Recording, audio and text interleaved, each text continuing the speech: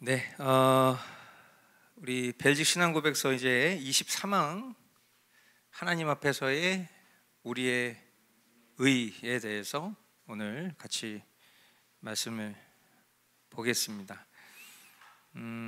단락별로 말씀을 좀 신조들을 좀 읽어가면서 같이 보겠습니다. 먼저 우리 첫 번째 단락을 한번 읽어보겠습니다. 그 우리는부터 말합니다. 거기까지죠. 그 한 단락 같이 한 목소리로 읽어보겠습니다. 시작. 우리는 우리의 복이 예수 그리스도 우리의 죄 용서에 있고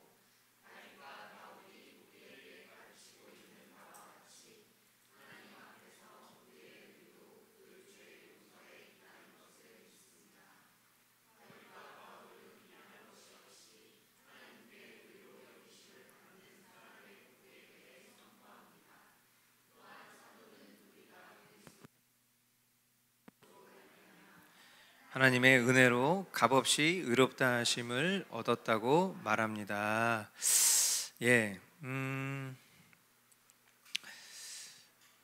우리가 이제 이 구원의 은혜, 특별히 죄 용서의 은혜에 대해서 너무나 잘 알고 있습니다. 그러니까 뭐 이 관념적으로 우리가 몰라서 이런 내용들을 계속 반복해서 배우고 또 그것을 일깨우고 또 계속해서 되새기고 그런 것이 아니라 너무 중요하기 때문에, 그리고 그 속에 우리가 계속해서 간과하고 또 우리 삶에서 지나치고 또 다시 하나님의 말씀과는 상관없는 내 생각으로 또 세상의 소리로 이와 같은 구원의 은혜들이, 죄 용서의 은혜들이 잊어져 버리기 때문에 우리는 이와 같은 시간들을 통해서 다시 한번 우리 믿음의 선진들이 어떤 고백을 담아냈는가라는 것들을 우리가 배우게 되는 것입니다. 우리가 잘 아는 바 예수 그리스도를 믿음으로 인해서 의롭다 하심을 얻게 된 자들에게는 죄사함과 소망을 얻게 되는데, 여기에는 인간의 공로가 아무런 역할을 하지 못한다라는 것을 우리는 지금 로마서 강의 말씀을 통해서도 배우고 있고, 그동안 너무나도 많은 그런 시간들을 통해서 이 인간의 공로가 이 구원에 있어서 아무런 역할을 하지 못한다라는 것을 우리는 계속 보고 있습니다. 도르트 신조도 그렇고 또 이 벨기에 신조도 그렇고 결국에는 인간의 공로가 구원에 있어서 아무런 영향을 끼치지 못한다는 것을 계속 거듭 이야기할 수밖에 없는 이유는 그런 반대된 지점의 주장을 펼치는 기독교인들이 있기 때문입니다. 그러니까 세상을 살아가는 사람들에게 있어서 인간의 어떤 공로, 그것을 통해서 구원을 얻는 어떤 이런 것들은 아예 그 주제 자체가 사람들에게 소망이 되지 않는다는 것을 우리는 실질적으로 경험하고 삽니다. 오늘 우리 두 명의 자녀하고 제가 오랜만에, 제가 사역을 처음 시작했던 전도사 사역 첫 시작이 초등부 사역이었거든요. 저도 그런 시절이 있었습니다. 그래서 어린 아이들이랑 막 율동하고 막 솜사탕 기계 가지고 가서 전도하고 그랬던 그 시절이 있어요. 이제 우리 아이들하고 오랜만에 그런 이제 얘기를 하면서 친구들에게 전도해 본 적이 있냐 이렇게 물어봤더니 전도해 본 적이 있다. 그래서 어떻게 전도를 했었냐라고 했더니 놀이터에서 소꿉장난하고 놀다가 주님이 널 사랑하셔라고 얘기도 해보고, 또 부활절에 달걀 가지고 친구한테 가서 같이 교회 가자 이렇게 얘기도 해봤다는 거예요. 그랬더니 그 반응했던 친구들은 어떤 이야기를 하더냐라고 물어봤더니 그 친구들은 그냥 생각해 보겠다, 뭐 다음에 한번 얘기해 보자 라는 식으로. 근데 이제 어떤 친구가 교회 가자라고 했을 때 만약에 그 친구가 교회 가서 뭐 하냐, 교회 가서 하나님 예배하지.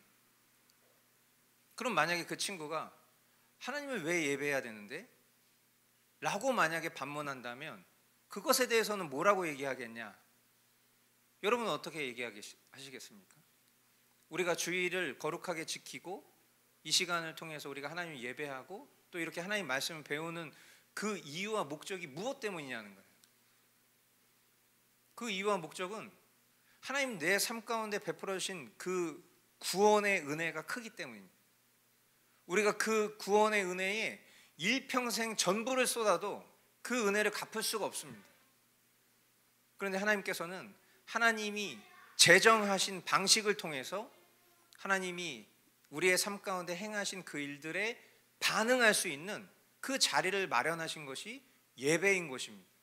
그러니까 그 은혜를 깨닫지 못한 사람은 예배할 수가 없는 겁니다. 그러니까 뭔가 처음 교회 오신 분한테 우리와도 같은 정신과 그런 태도를 요구하는 것 자체가 말이 안 되는 일인 겁니다. 우리가 하나님 앞에 그런 예배를 할 때 하나님 나의 삶 가운데 베풀어 주신 그 구원의 은혜에 감격하여서 반응하는 그 모든 일들이, 그것이 우리가 하나님의 그 구원의 은혜에 반응하기 위한 방식인 것이고 그것이 우리의 태도라는 것입니다. 그런데 같은 기독교 신앙 안에서도 이와 좀 다른 견해를 가지고 있는 분들이 있습니다. 우리가 계속해서 만나는 아르미니우스 주의자들입니다. 아르미니우스 주의자들은 무엇을 말하는 것입니까? 하나님이 우리를 구원하시는 전적인 은혜가 베풀어지지만 그러나 그 은혜에 반응하는 사람이 그것을 받아들일지 말지를 결정한다라는 것을 이야기하는 것입니다. 즉 인간의 공로 또는 인간의 선택, 인간의 자유의지를 통해서 하나님이 일방적으로 베풀어 주신 은혜를 받을지 말지 또는 그것을 상실할지 보존할지를 인간이 결정한다라고 말하는 것입니다. 자, 그러면 이 두 가지의 구원에 있어서 어떤 것이 더 완벽하고 완전하냐라는 이야기를 했을 때 우리는 서슴지 않고 일방적인 하나님의 선택으로 이루어지는 구원이 더 완전하다고 말할 수밖에 없는 것 아니겠습니까? 우리가 만약에 우리의 어떠함으로 내가 구원을 쟁취할 수도 있고 하나님께서 내게 베풀어 주신 그 구원을 나의 어떠함 때문에 상실할 수도 있다면 성경이 우리에게 얘기하는 복음은 복음이 될 수가 없죠. 그것은 우리에게 오히려 불안함과 우리의 어떤 삶의 크나큰 멍해를 오히려 더 짊어주는 격이 될 수밖에 없기 때문입니다. 이 장로교 신학과 어떻게 보면 이 감리교 신학이 추구하는 이 아주 중대한 지점 속에서 우리가 믿는 그 가치에 대해서 이야기할 때 인간의 공로는 아무런 역할을 하지 않는다라는 이 지점이 가장 중요하고도 우리가 깊이 새겨야 될 그런 내용인 것이죠. 여기서 이제 우리가 한 가지 계속해서 강조하고 있는 부분들이 있습니다. 그것은 우리는 믿음으로 값없이 의롭다 하심을 받지만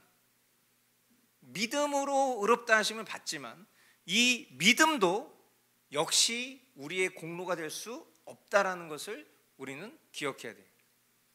우리가 믿음으로 말미암아서 하나님의 의이신 예수 그리스도를 영접했기 때문에 구원의 은혜를 얻은 것이지 우리가 어떤 우리의 믿음 자체가 우리의 구원을 결정짓는 것이 아니라는 거예요. 그러니까 내가 믿었다라고 얘기했을 때도 사람들은 그 믿음의 결정과 의지가 내 거라고 생각해요. 내가 믿은 거야. 내가 언제 예수님을 믿기로 결정했어, 결단했어, 이런 식으로 뭔가 그 믿음조차도 원래 자기의 것인 것 마냥 생각한다는 거예요. 이것이 얼마나 비성경적인가. 에베소서 2장 8절 같이 한 목소리로 한번 읽어보겠습니다. 시작. 여러분은 믿음을 통하여 은혜로 구원을 얻었습니다. 이것은 여러분에게서 난 것이 아니요 하나님의 선물입니다. 아멘. 자, 이 말씀에 보면 제가 이 질문을 항상 하는 거죠. 여러분 어떻게 구원받으셨습니까? 여러분 어떻게 구원을 얻으셨습니까? 라고 질문했을 때 대부분의 많은 성도들은 믿음으로 받았죠, 이런 식으로 얘기를 하거나 은혜로 받았죠, 이런 식으로 얘기를 합니다. 그것을 조금 더 구체적으로 얘기해보라고 하면 예수님이 나의 주인이신 것과 구원주이심을 믿는 그 믿음의 고백을 통해서 구원을 받았습니다, 이제 이런 식으로 얘기를 할 것입니다. 그럼 제가 이제 몇 점이라고 대답하죠? 50점 이렇게 얘기를 하잖아요.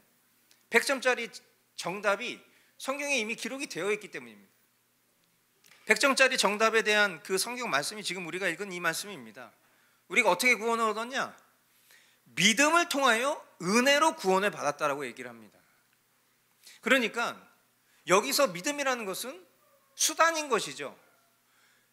은혜를 취하는 수단적 도구가 믿음인 겁니다. 그래서 우리가 믿음이라는 것을 말할 때 믿음을 사용한다라는 표현을 쓰는 것이 적합하다. 그래서 하나님이 믿을 믿음 또한 선물로 주신 것이고, 그리고 무엇을 믿냐라고 했을 때 그 은혜를 믿는 믿음. 여기서 말하는 은혜는 무엇입니까? 목사님 오늘 설교 은혜로웠습니다. 이거 다른 말로 번역하면 목사님 오늘 좋았습니다.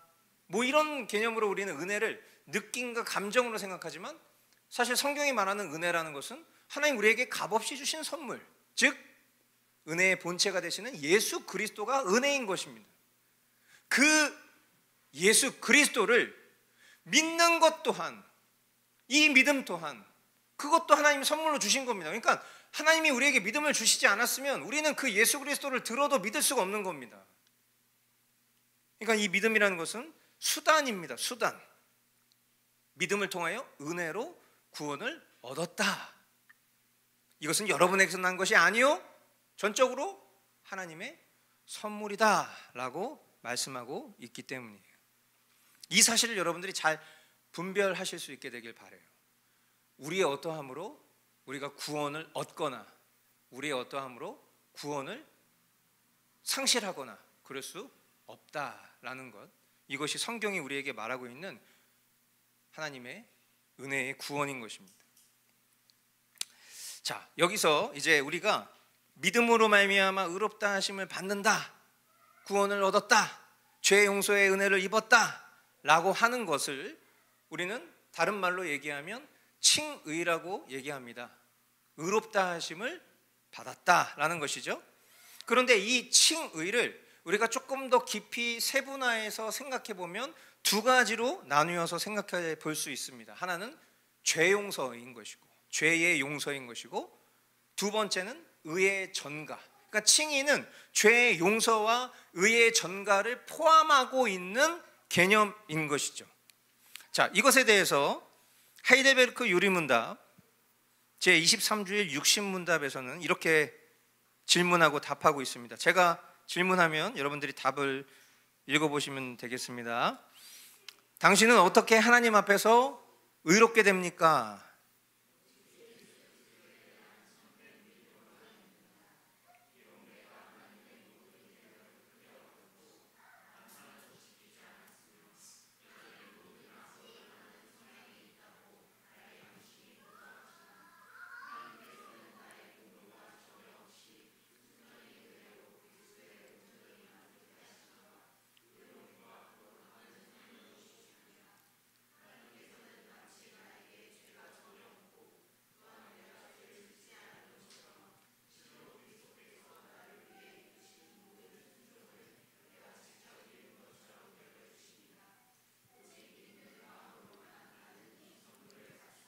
네, 자 이제 여기서도 보면 예수 그리스도의 의의 전가와 죄 용서함을 우리의 칭의의 근거로 설명을 하고 있는 것입니다.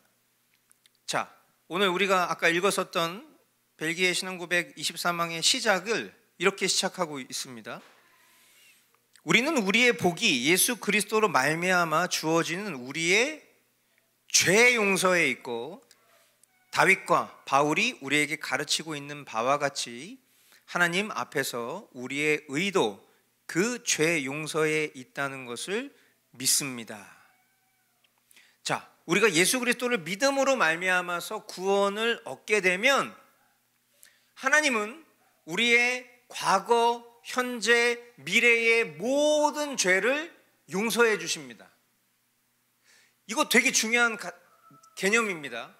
우리가 잘못된 교리로 처음 잘못 신앙생활을 시작하신 분들이 겪는 굉장히 큰 트라우마 또는 딜레마 같은 게 있어요. 그게 뭐냐면, 내가 뭔가 어떤 집회나 또는 어떤 모임을 통해서 내가 예수 그리스도를 영접하기로 결정했습니다. 엄밀히 말하면 그거는 그 사람이 결정한 게 아니라 거듭 이야기하고 있지만 그것은 이미 창세 전에 하나님의 뜻 가운데에서 이루어진 일인 것입니다. 그러니까 우리가 예를 들어서 저 같은 경우도 제가 2002년 6월 달에 예수님을 영접했습니다. 이렇게 여기저기서 많이 간증하고 그렇게 고백합니다. 그런데 그것은 어디까지나 제 삶 속에 제가 경험하고 느꼈던 순간일 뿐이지 이미 구원은 그때 이루어진 것이 아니라 이미 하나님의 시간 속에서 이루어져 있는 거예요. 그것을 그냥 내가 확인한 것 뿐입니다. 그러니까 이미 구원이라는 것은 이미 하나님의 시간 속에서 이미 시작되어 있었던 것이라는 거죠. 그런데 우리는 어떤 나의 느낌과 감정을 근거해서 내가 2002년 6월 달에 어떤 특정 사건을 통해서 예수님을 믿게 되었다라고 얘기하는 순간 내가 관념적으로 동의하지 않아도 우리는 어떤 생각을 하게 되냐면 그때 내가 예수님을 믿기로 결정한 주체가 된다라고 생각하는 거예요. 내가 그때 예수님 믿은 거야. 내가 그때 받아들이기로 한 거야. 내가 그때 결정한 거야. 나도 모르게 내가 그때 예수님 믿었습니다라고 말하는 순간부터 이미 내가 결정을 해버린 거예요. 이미 그 전에 하나님은 선한 일을 이미 시작하셨고 이미 완성하신 걸 우리에게 입히신 것뿐인데 내가 마치 믿은 순간인 것처럼 생각을 합니다. 그럼 어떤 부작용이 있냐? 한 2박 3일의 은혜가 있습니다. 근데 시간이 지나잖아요? 그럼 다시금 우리의 삶이 내가 그 예수님을 믿기로 결정했었던 그 순간 이전보다 더 추악한 나의 민낯을 보게 됩니다. 그럼 그때부터 우리 헷갈리는 거예요. 내가 분명히 예수님을 믿기로 했고 나 그때 예수님 믿었고 막 눈물도 흘렸고 뭔가 뜨거움을 느꼈는데 뭐지? 아닌가? 취소됐나? 이런 착각을 한다는 거죠. 사람의 어떤 선택으로 구원을 얻는 것이 아닌데 내가 어떤 경험을 통해서 얻게 된 느낌과 감정 때문에 마치 이미 하나님이 이루신 것을 믿는 믿음으로 그 구원을 받아들이는 것이 아니라 나의 결단으로 받아들이는 것입니다. 그러면 그때부터 내 삶 속에서 드러난 이전의 나의 죄된 행실이 계속 반복되어 나타나는 모습과 또 뜻하지 않게 찾아오는 나의 죄의 행실들은 결국 그 사람에게 무엇을 안겨주냐면 난 구원받지 못했나 봐 아직. 또는 구원이 취소될 수도 있구나. 하나님 나를 외면하시는구나. 하나님 나를 미워하시는구나. 하나님 나를 포기하셨구나. 이런 생각을 합니다. 그 생각이 잘못됐다라는 것을 배울 수 있는 곳이 교회인데 교회는 오히려 그런 사람에게 복음을 가르쳐 주기보다는 더 열심을 내게 합니다. 행위적 열심. 그래요 형제님 열심히 기도하십시오. 그럼 하나님께서 은혜를 베풀어 주실 것입니다. 형제님 열심히 교회에 일을 하십시오. 그러면 하나님께서 그것을 갸륵하게 여겨주실 것입니다. 마치 그런 식으로. 그러니까 결국에는 계속해서 멍에는 멍에대로 가지고 있는 채 내가 열심을 내지만 내 삶은 바뀌지 않아요. 바르게 믿는 사람이든 잘못 믿은 사람이든 그 삶은 바뀌지 않을 겁니다. 왜? 우리는 주님을 만나는 그 순간까지 연약하고 주님을 만나는 그 순간까지 패역할 사람이기 때문이에요. 예수님께서 2000년 전 십자가 위에서 우리의 모든 죄를 사하셨다라고 얘기했을 때 그 예수님이 사하신 죄는 내가 예수님을 믿기로 결단한 그 순간까지 정산하시고 이후에는 네가 알아서 해. 그런 개념처럼 우리는 생각한다니까요. 그게 아니라 예수님이 치르신 그 정산은 우리의 과거, 현재, 미래의 모든 죄를 다 아시고 보시고 용서하신 거예요. 우리가 앞으로 살아가면서 나도 알지 못하는 그런 죄가 있을 겁니다. 죄된 순간들이 있을 겁니다. 그 순간의 모든 죄까지도 이미 하나님께서는 그것을 다 아시고 우리가 연약할 때, 우리가 죄인 되었을 때 아들 예수 그리스도에게 그 모든 죄를 시간과 공간을 초월하시는 분이시기 때문에 우리의 모든 죄가를 다 예수님께 전가하셔서 이미 그것을 선불하신 거예요. 우리가 이 사실을 명확하게 믿지 않으면 우리는 앞으로 살아가면서 짓는 수많은 죄에 대해서 내 구원의 문제랑 직결할 수밖에 없을 겁니다. 그리고 우리는 하나님을 아버지로 여기기보다는 두려움에 빠뜨리는 그런 종살이의 영을 받는, 마치 하나님을 무서운 심판자로만 생각하고 살아갈 거예요. 하나님을 심판자로 생각하든 하나님을 아버지로 생각하든 죄인의 특징은 여전히 그 죄에 대해서 취약하다는 것입니다. 그러나 그 죄성으로부터 참된 용서함을 경험한다는 것은 내가 어떻게 하면 율법적으로 죄 짓지 않을지를 고민하면서 살아가는 것이 아니라 이런 죄를 용서해 주신 하나님의 그 사랑이 얼마나 큰지를 깨달았기 때문에 그 은혜에 반응하여서 내가 거룩한 삶을 살기로 원하는 그런 거룩한 열망이 나의 삶을 거룩하게 만드는 것이지, 어떤 율법적인 것 또는 나의 어떠한 열심으로 죄 용서를 이룰 수 있다라고 생각하는 것은 대단한 착각이라는 것을 아셔야 됩니다. 칭이라는 것은 기억하십시오. 오직 단 한 번 주어지는 겁니다. 내 삶 속에서 야, 너 의롭다. 오케이.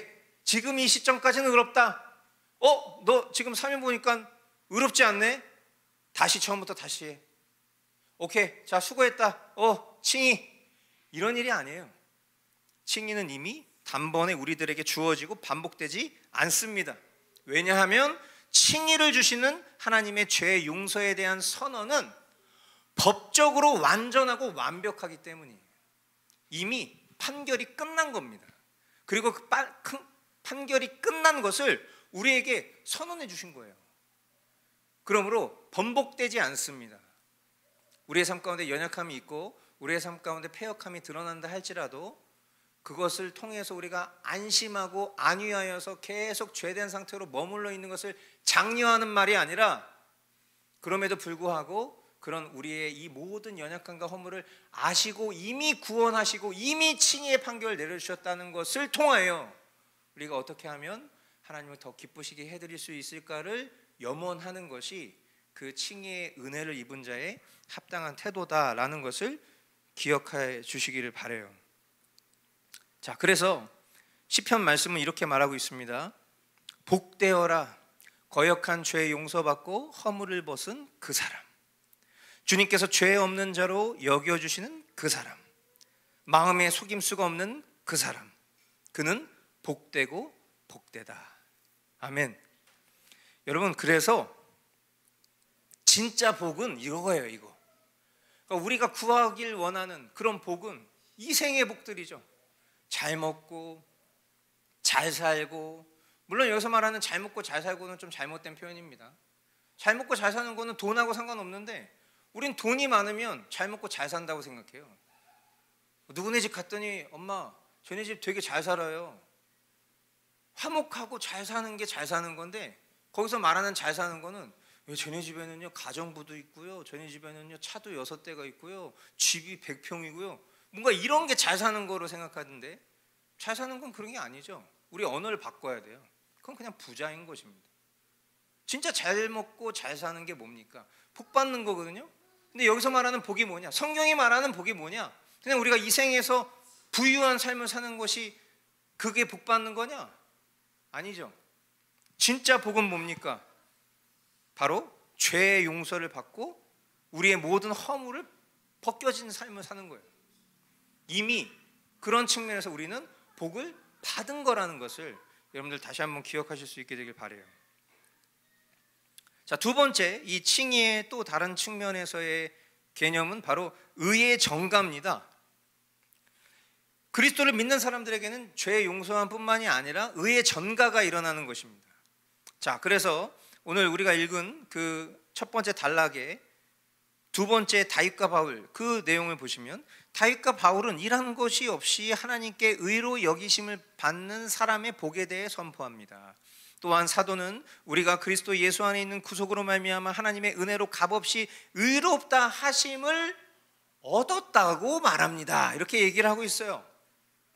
의롭다 하심을 얻은 겁니다. 우리가 의롭다 하심을 우리의 어떤 노력이나 대가를 통해서 쟁취하고 획득한 것이 아니라 그렇게 됐다는 것을 얻은 거예요. 누구의 의로 인해서? 예수님의 의로 인해서. 예수님께서 행하신 그 하나님 앞에서의 의롭다 여김 받은 것을 하나님이 우리의 것으로 여겨주신 겁니다. 의의 전가, 예수 그리스도의 의가 우리에게 전가된 거예요.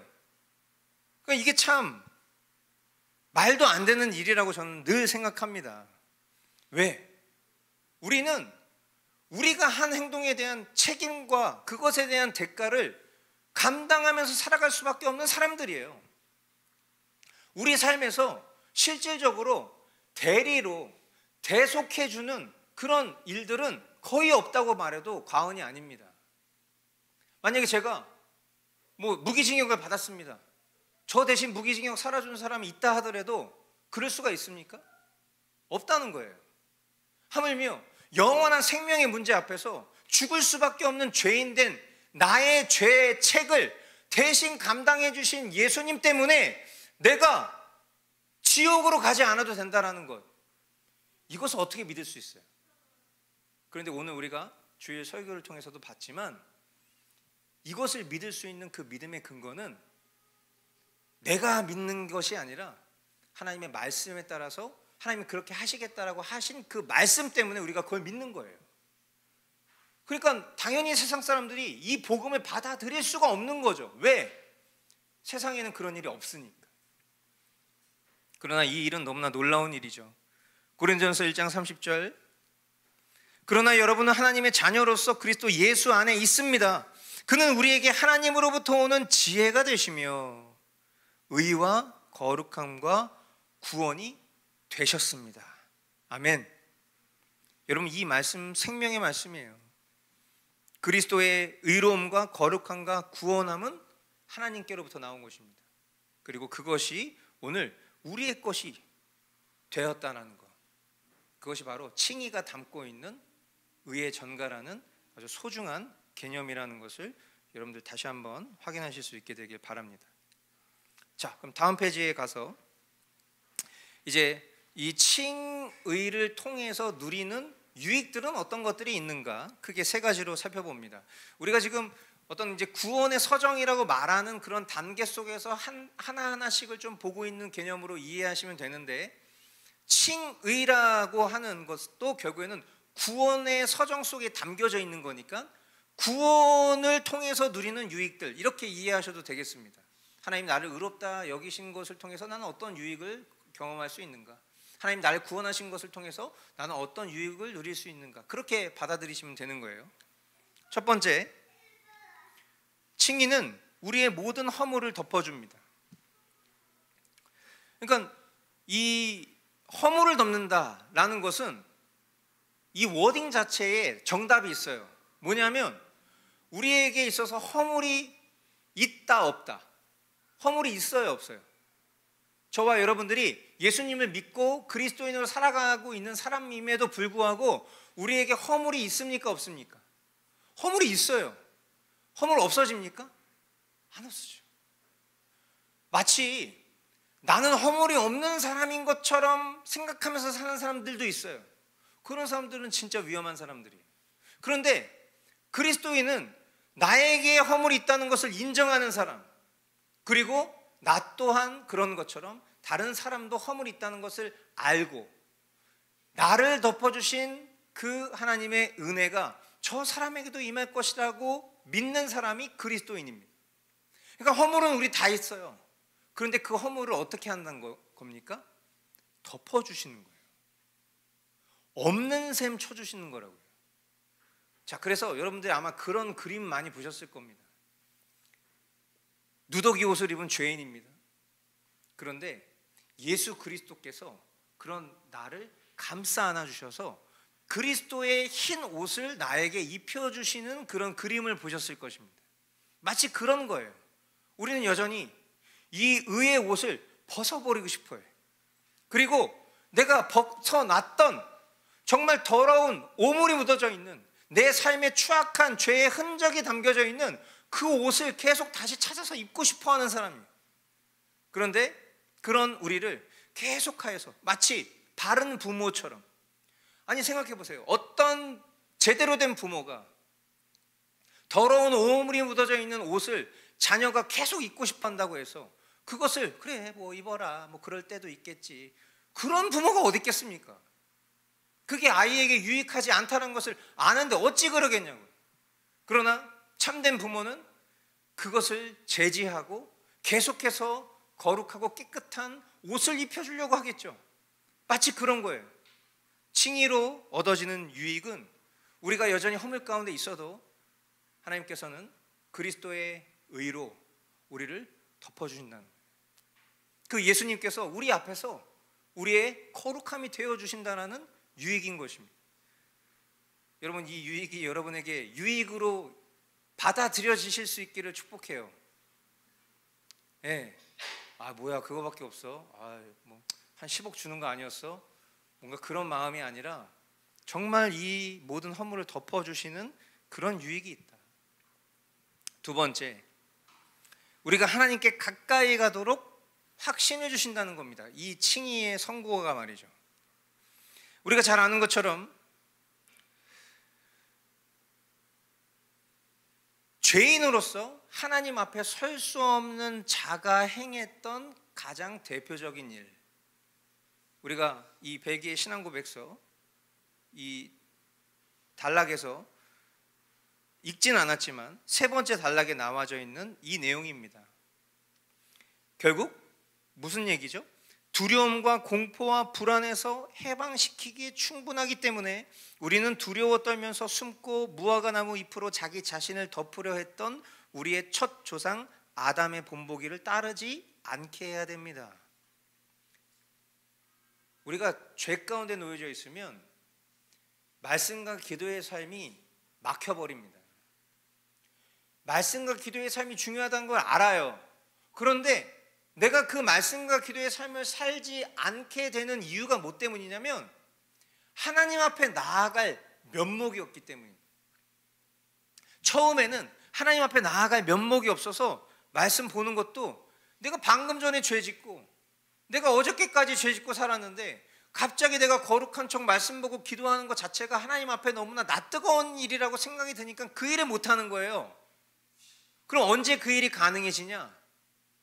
자기가 생각했을 때 자기가 의롭다고 여기는 순간에 그게 가능해집니다. 근데 죄송한 얘기지만 그런 순간은 오지 않습니다. 하나님이 우리에게 주신 완전한 보장이라는 것은 아까도 말했다시피 우리의 과거, 현재, 미래의 모든 죄를 다 아시고도 우리를 구원해 주셨다는 거예요. 우리의 죄를 용서해 주셨다는 거예요. 그 말인즉슨 어떻게 보면 참 뻔뻔한 얘기 같지만 우리가 방금 전 죄 지었어도 지금 당장 주님 앞에 나아갈 수 있는 자격이 있다는 겁니다. 우리가 이것을 비유적으로 가장 잘 표현하는 것이 늘 부모와 자식에 대한 얘기죠. 자식이 잘못을 했어요. 부모한테 혼났습니다. 자식이 잘못을 했어요. 염치가 없으니까 방 밖으로 나오지 않습니다. 엄마가 밥을 차려놓고 기다리고 있는데도 나는 밥 먹을 그런 자격이 되지 않으니까 오늘 밥 먹지 않겠어요. 만약에 그렇게 자녀가 얘기한다고 칩시다. 그 상황 속에서 부모가 그래 먹지 말고 죽어라 이렇게 얘기하는 부모가 있겠냔 말이에요. 그리고 그 자녀가 계속해서 굶는 거를 바라는 부모가 있겠냔 말이에요. 마치 그런 거죠. 잘못은 잘못인 거지만 그 잘못을 헤아리고 품어줄 수 있는 부모가 여전히 그 자녀에게 부모인 것이고 여전히 그 자녀에게 밥상을 차려줄 수 있는 사랑이 있는 것이 부모인 것입니다. 우리가 아무리 허물이 많고 연약해도 하나님의 말씀과 기도 앞으로 나아갈 수 있는 것은 나의 어떠함 때문이 아니라 하나님이 그 자격을 부여해 주셨기 때문이에요. 자녀라는 자격. 그러므로 우리가 하나님 앞에 가까이 갈 수 있도록 확신을 주는 것, 그것이 바로 이 칭의의 유익인 것이죠. 우리가 얼마 전에 주일 예배를 통해서 봤었던 말씀입니다. 로마서 5장 10절 같이 한 목소리를 읽어보겠습니다. 시작. 우리가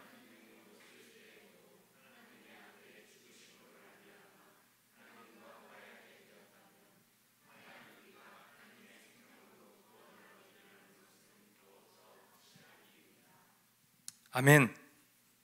네, 더욱더 확실한 일입니다. 세 번째, 두려움과 공포와 불안에서 해방시키기에 충분하다.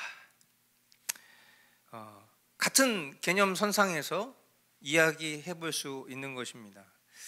하나님은 의롭다 하신 자들에 대해서는 더 이상 그들에게 죄를 그들의 어떠함으로 돌리지 않으십니다.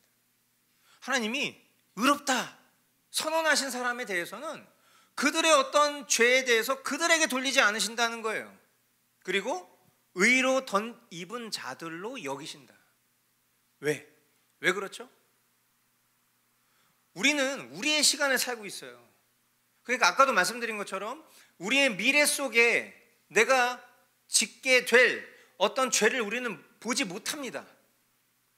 우리는 오늘 내가 회개를 했다면 이제까지의 나의 모든 죄에 대한 정사는 오늘로 끝났다고 생각합니다.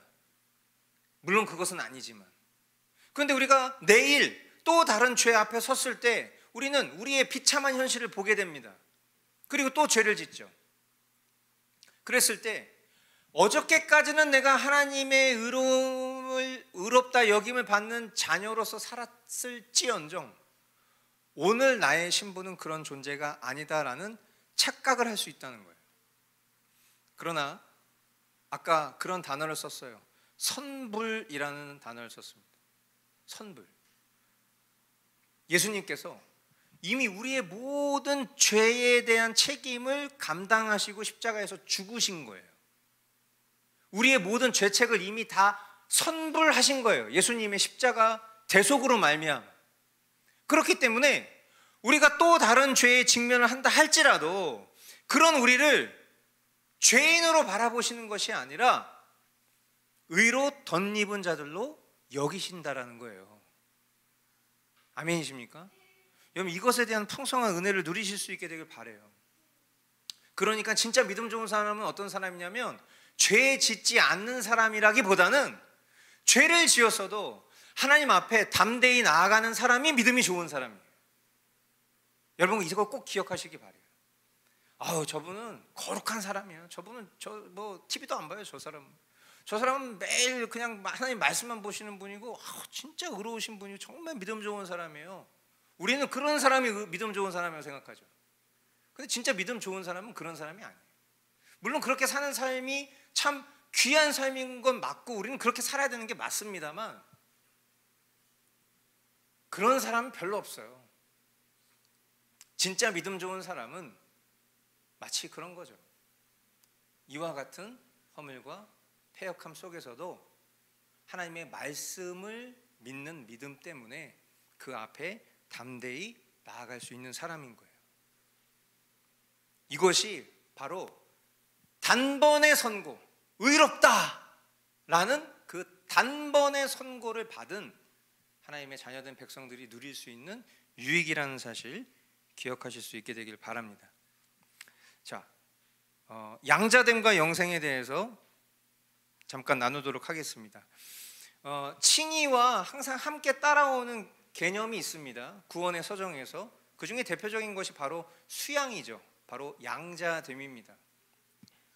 이 부분에 대해서 이제 그런 의문을 가지시는 분들이 있어요. 칭의로 충분하지. 굳이 양자됨이라는 개념을 가뜩이나 어려워 죽겠는데 양자됨이라는 개념이 꼭 구원의 서정 가운데 담겨져 있어야 되는 이유가 있나? 그렇게 생각하시는 분들이 있을 수도 있을 것 같아요. 저도 그렇게 생각했던 사람 중에 1인입니다. 그런데 말 그대로 이 양자됨이라는 것 자체는 말 그대로 수양, 하나님께서 나를 자녀의 지위로 택하시는 거죠. 하나님의 자녀는 누굽니까? 독생자? 예수 그리스도 한 분이시죠. 그런데 우리가 하나님을 아버지라고 부를 수 있는 그 근거는 하나님께서 우리를 자녀 삼아 주셨기 때문에 우리가 하나님을 아버지라고 부를 수 있는 겁니다. 그러니까 아까 제가 조금 전에 부모와 자식의 비유를 들었잖아요. 그 비유를 들었을 때 여러분들은 이 칭의의 은혜를 더 잘 이해하실 수 있었습니다. 그리고 그 칭의의 은혜가 어떠함 속에서도 절연될 수 없다, 끊어질 수 없다라는 생각을 가졌던 이유는 그 관계가 친한 사람과의 관계가 아니라 부모와 자식, 절대로 끊어질 수 없는 관계라는 보장된 관계이기 때문에 이 칭의의 은혜라는 것이 정말 큰 일이었구나라는 것을 깨닫게 되신 거예요. 바로 그것 때문에 이 양자됨이라는 개념이 여기에 필요한 것입니다. 그러니까 아무리 하나님은 우리를 의롭다 여기셨다 하더라도 가뜩이나 나의 죄된 행실 속에서 하나님이 날 용서하셨어도 아니야, 내 스스로가 나를 용서 못해. 우리 그런 사람이잖아요. 아니 은혜를 받아도 아니 저는 그 은혜를 받을 자격이 없습니다. 그냥 지옥 가겠습니다. 우리는 충분히 그럴 사람들이에요. 그렇지 않습니까? 제발 저 좀 살려주십시오. 우리는 그런 정말 구걸하는 은혜도 받아들이고 싶지 않은 그런 완악한 죄인들이에요. 나잖아요. 안 그럴 것 같지만 우린 그렇습니다. 만약에 우리가 정말 그 은혜를 구걸할 수 있는 존재였다면 이미 은혜 받은 사람들이겠죠. 그런데 우리는 은혜를 입었음에도 불구하고 항상 그런 나 중심적인 태도를 버리지 않고 살아가는 정말 아주 완악한 존재들이잖아요. 그런데 이 칭의의 선고가 하늘 법정에서 이루어진 선고와 같다면 동시에 이 수양, 이 양자됨이라는 개념은 하나님께서 그런 우리를 어떤 법적으로 지위를 부여하신 것이 아니라 사랑으로 우리를 자녀 삼아 주셨다는 것이 동시에 이루어지는 일이에요. 그것을 통해서 예수 그리스도에게 믿음으로 접붙이셔서 하나님의 자녀 삼아 주셨음을 선언하시는 것입니다. 그러므로 그렇게 양자가 된 사람들은 성령의 증거로 말미암아서 하나님의 자녀라는 확신을 갖게 됩니다. 그러니까 우리가 아무리 잘못을 해도 결국 최종 끝자락에 우리 부모가 나를 버리진 않지, 이런 생각. 내가 아무리 잘못했어도 비록 지금 완전 양심에 화이 맞은 자처럼 성령의 근심 속에서 살아가는 것만 같은 그런 죄악 가운데 뒹굴고 살아도 결국 내가 다시 주님 앞에 주님의 은혜로 돌이켜진다면 그 주님이 나에게 손가락에서 반지를 빼서 끼워주시겠지라는 그 확신을 갖게 된다라는 거예요. 저와 여러분들이 그런 하나님의 자녀된 백성들이다라는 것을 기억하실 수 있게 되길 바라요. 그리고 만약 우리가 그런 하나님의 자녀라면 우리 모든 신자는 가족이라는 이름으로 서로 연결되어 있는 존재라는 거예요. 그러니까 내가 하나님의 자녀예요. 그리고 은비자매도 하나님의 자녀예요. 그럼 우린 뭐예요? 우린 다 하나님을 아버지라고 부르는 존재잖아요. 그러면 형제 자매인 거예요. 그러니까 우리가 교회 안에서 직분으로 사람을 부르는 것보다 형제님, 자매님 또는 성도님이라고 부르는 호칭이 얼마나 위대하고 영광스러운 호칭인지를 깨달을 수 있어야 됩니다. 그러니까 교회는 그런 측면에서 다니는 곳이 아니에요. 교회는 다니는 곳이 아니에요. 교회는 하나의 가족들이 만나는 곳이죠. 우리 한 사람 한 사람이 그런 교회라는 거, 여러분들이 다시 한번 그 개념을 이해하실 수 있게 되길 바라요. 영생, 이것은 양자됨의 축복에 포함되어 있는 것이죠. 왜? 하나님의 자녀입니다. 로마서 8장 29절 30절, 하나님께서는 미리 아신 사람들을 택하셔서 자기 아들의 형상과 같은 모습이 되도록 미리 정하셨으니 이것은 그 아들이 많은 형제 가운데서 맏아들이 되게 하시려는 것입니다. 그리하여 하나님께서는 이미 정하신 사람들을 부르시고 또한 부르신 사람들을 의롭게 하시고 의롭게 하신 사람들을 또한 어떻게 하셨다? 영화롭게 하셨다. 여기서 말하는 영화롭다는 건 무슨 얘기입니까? glorified. 저와 여러분 모두가 영원한 생명을 누리는 존재가 되는 거예요. 그러니까 자녀가 되었다라는 것은 다른 말로 얘기하면 영생이 보장된 존재라는 것이죠.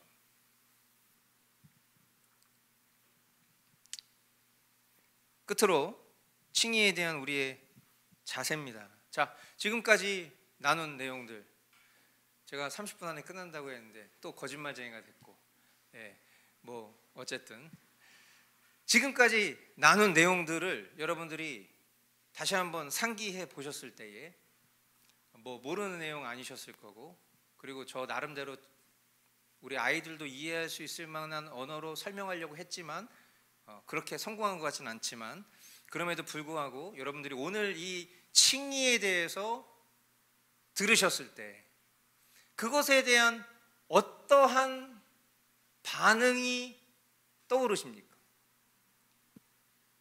이 칭의라는 이 구원의 서정 가운데 이 칭의라는 이 내용을 우리가 지식적으로 습득했을 때 여러분 마음 가운데 어떤 염원이 드십니까?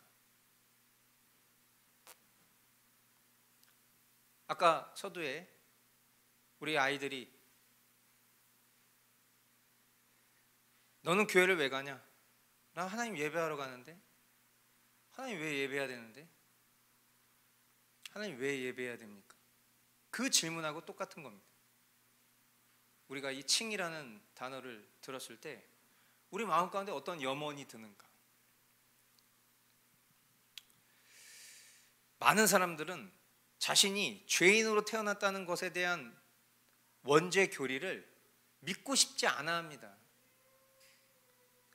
우리 기독교 역사상 수많은 원죄 교리를 부정하는 이단 사상들이 있었고, 그리고 실상 지금도 우리가 인간의 가능성을 높이 평가하는 사람들은 이 원죄 교리를 지식적으로 어느 정도는 수긍하지만 그러나 그 교리를 인정하지 않으려는 시도와 태도들을 하고 있습니다. 원죄 교리를 받아들이지 않으면 예수님 필요 없습니다. 왜? 날 때부터 죽을 죄인으로 태어난다는 것이 기독교 교리인데, 날 때부터 죽을 죄인이 아닌 사람도 있을 수 있다. 또는 어떤 사람은 조금 병들었을 뿐이다. 그래서 그 병을 고치고 치유하고 회복하면 그 사람은 그래도 가능성 있는 사람일 수도 있고, 그런 사람도 있고 그렇지 않은 사람도 있다 라는 식의 교리가 있다면 예수님은 십자가에서 죽으셔야 될 이유가 하나도 없어요. 하나도 없진 않겠죠. 부분적으로 있다면 오히려 나는 날 때부터 죽을 죄인으로 태어났어 라고 생각하는 사람을 위해서만 예수님은 죽으셔야 됩니다. 그러나 예수님이 십자가에서 죽으신 것은 우리는 날 때부터 죄인이라는 것을 증명하는 것입니다. 이런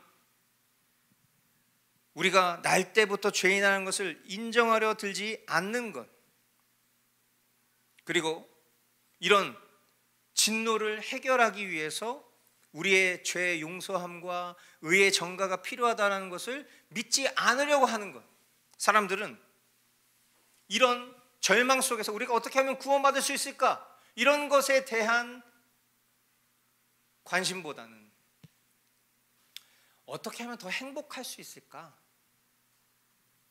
어떻게 하면 더 즐거운 삶을 살 수 있을까?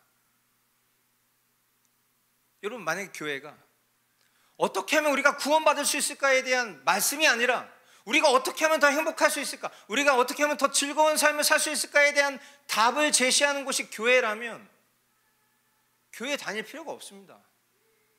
그냥 세상에 저기 뭐 김창옥 같은 분들 강의 들으면 돼요. 좋은 얘기 하시는 분들 강의 들으면 됩니다. 굳이 여기 와서 언변도 부족하고 지식도 부족한 목사의 말을 들을 이유가 하나도 없어요.